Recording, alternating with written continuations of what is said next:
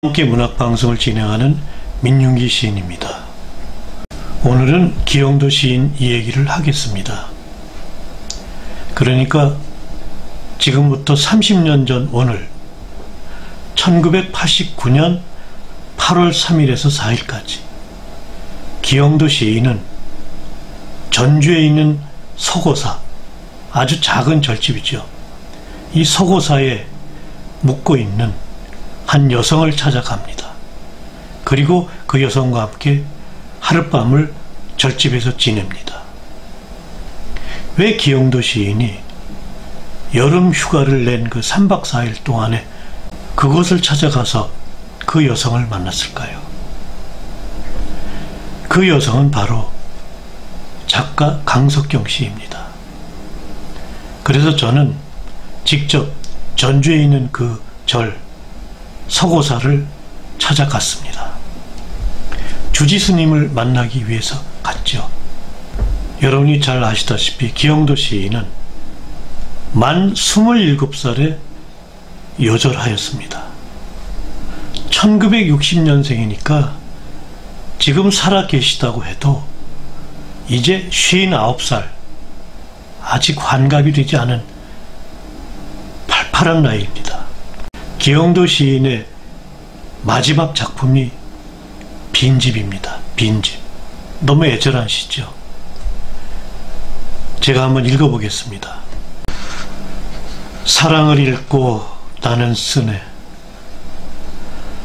잘 있거라. 짧았던 밤들아. 창밖을 떠돌던 겨울 안개들아. 아무것도 모르던 촛불들아.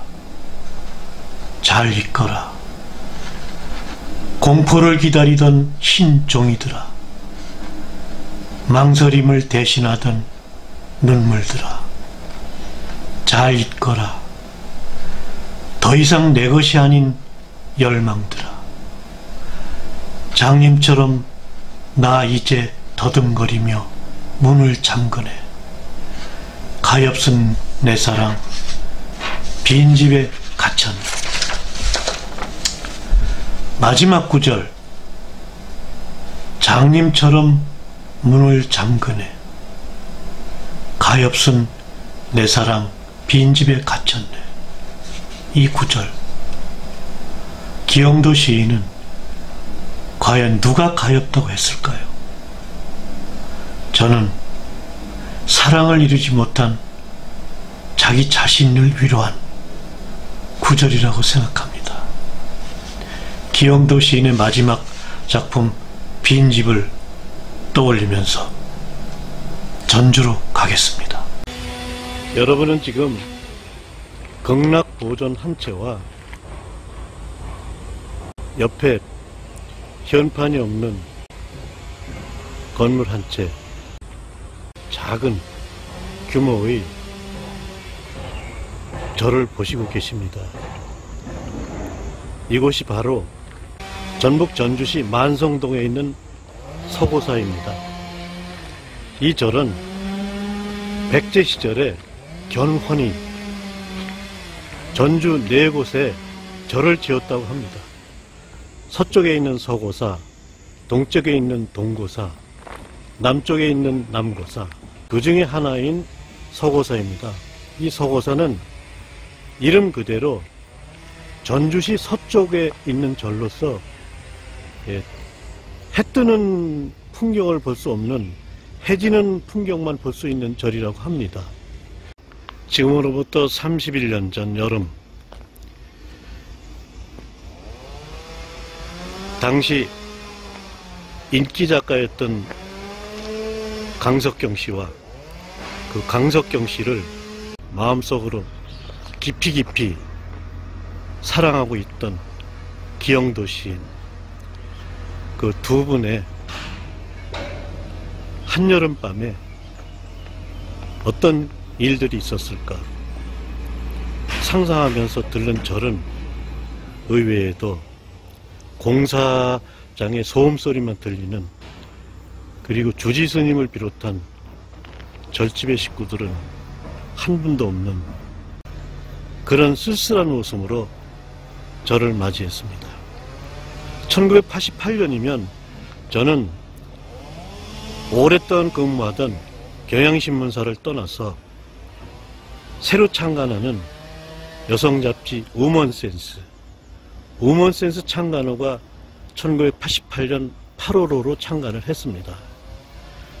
창간호를 낼 무렵에 바로 우먼센스가 있는 회사와 중앙일보는 200m도 안 되는 가까운 거리에 있어서 점심시간 또는 저녁에 그 인근에서 기영도 씨를 여러 번 만났습니다.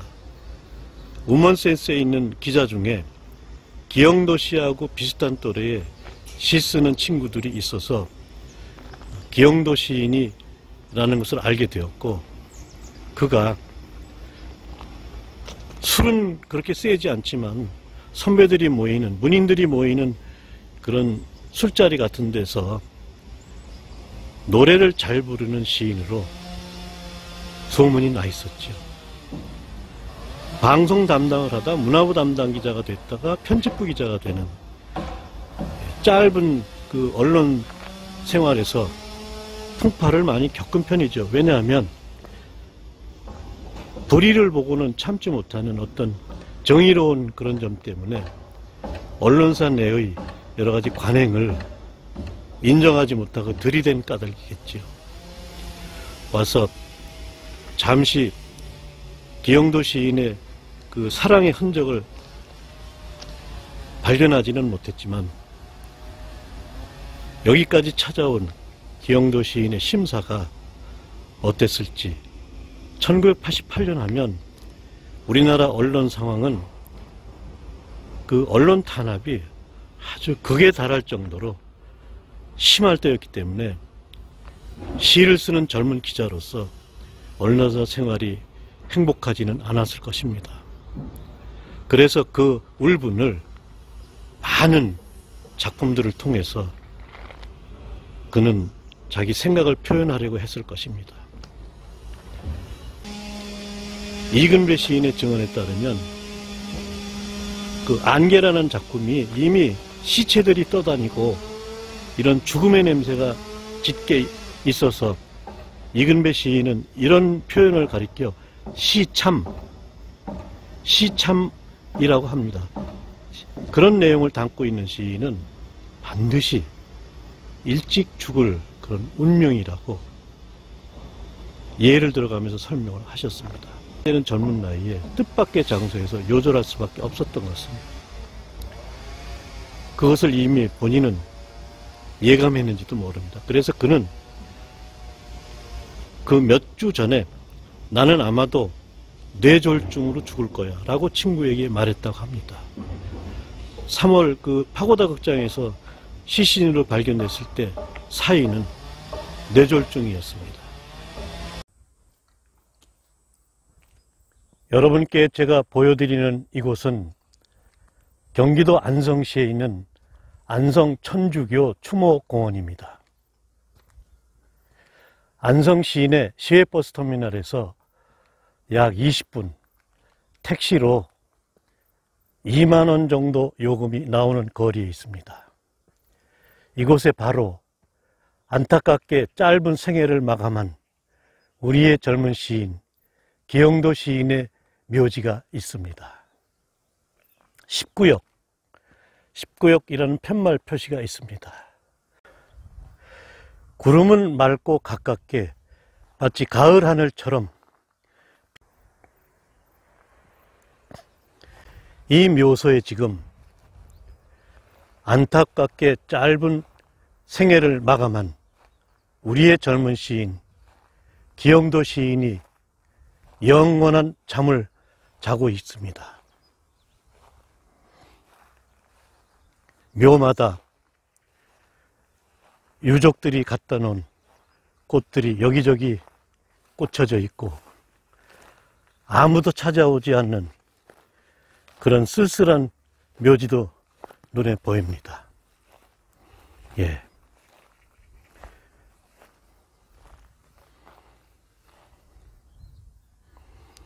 예, 지금 여러분이 보고 계시는 행주기공 요셉 우민지묘. 이 묘는 기영도 시인의 아버님 묘입니다. 바로 이 아버님 묘 옆에 꽃이 두 송이, 세 송이가 놓여져 있군요. 이 묘소가 바로 행주기공 형도지묘. 기영도 시인의 세례명은 그레고리오입니다. 1960년 2월 25일 출생해서 1989년 3월 7일 이렇게 묘지 앞에 있군요. 그러나 안타깝게도 기영도 시인의 아버님은 1915년 3월 15일에 태어나셔서 1991년 8월 19일에 돌아가셨습니다. 그러니까 기영도 시인의 아버님은 아들 기영도보다 2년 뒤에 돌아가셨으니 그 아들의 죽음을 지켜본 아버님으로서 얼마나 슬픔이 깊었겠습니까? 그래서 이런 경우를 참척이라고 합니다. 무참한 그 가족의 특히 슬하의 자식들이 먼저 세상을 떠나는 일을 참척이라고 하지요.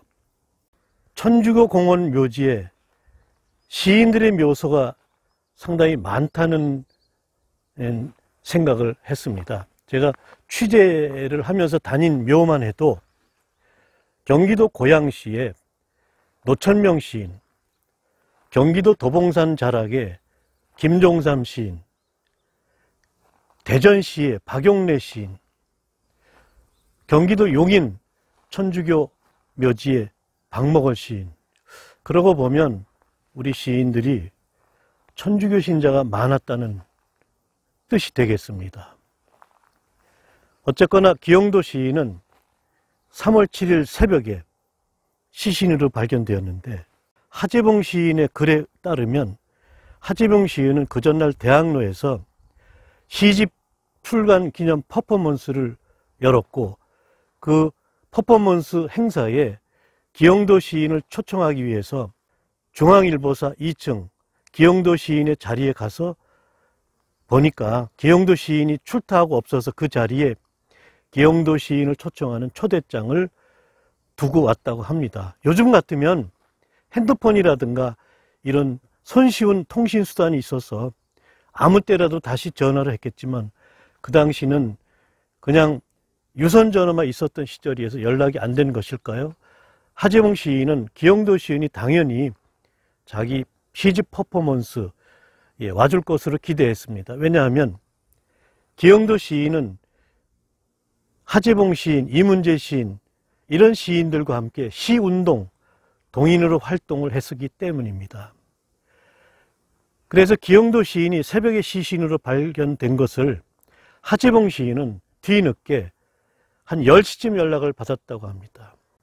한국일보 문화부에서 근무하는 김훈 기자, 지금은 소설가시죠. 전화를 받았는데 하재봉 시인이 받자마자 형도가 죽었다. 이 한마디였습니다. 그래서 하재봉 시인은 서둘러 장례식장으로 갔습니다. 서대문 적십자병원에 차려진 장례식장에는 아직 채 영안실과 장례식 준비가 되기 전이었는데 많은 동료 후배들이 몰려왔습니다. 그래서 그날 저녁 기영도 시인의 갑작스런 죽음을 인정할 수 없었던 탓인지 술에 취한 그 동료들과 시인들과 후배들은 기영도 시인을 죽게 한 것이 바로 너 때문이야 아니면 나 때문이야 하면서 자책하면서 술에 취해서 싸우기도 하고 그렇게 슬픈 하루 저녁을 보냈습니다. 기영도 시인의 묘소가 있는 안성 천주교 추모공원의 전경입니다. 묘지는 아주 잘 관리되어 있습니다.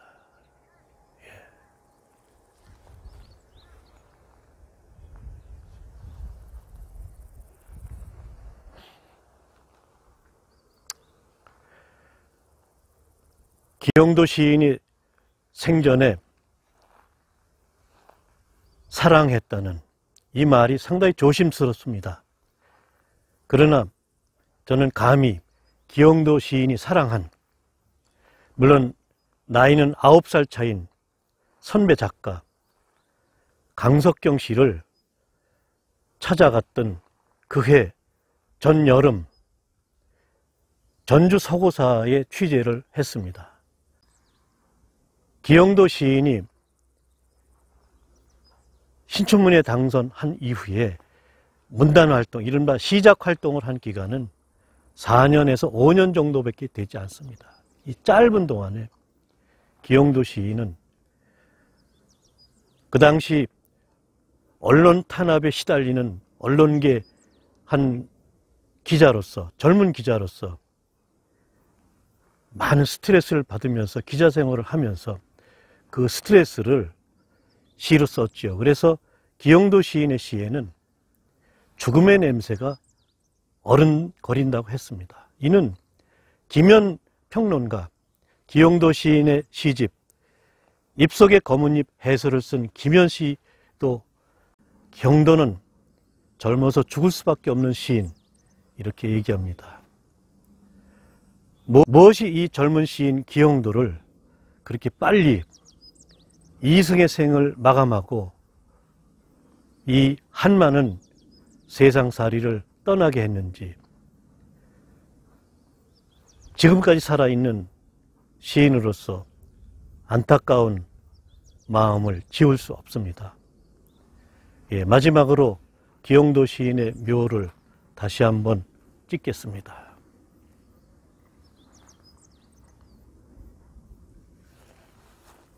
기영도 시인, 저는 기영도 시인이 근무하던 중앙일보와는 200m밖에 떨어지지 않은